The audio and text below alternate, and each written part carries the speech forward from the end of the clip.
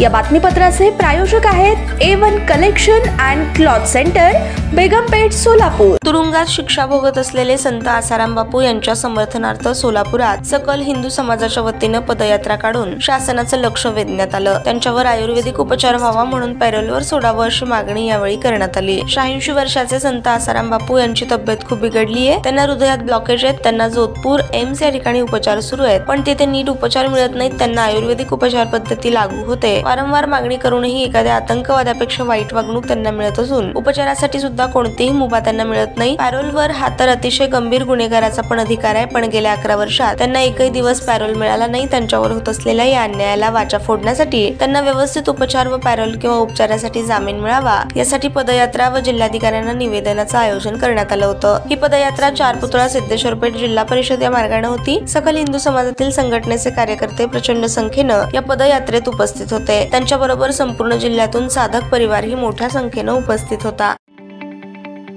ताज्या बातम्या पाहण्यासाठी प्राईम महाराष्ट्र न्यूज चॅनलला सबस्क्राईब करा।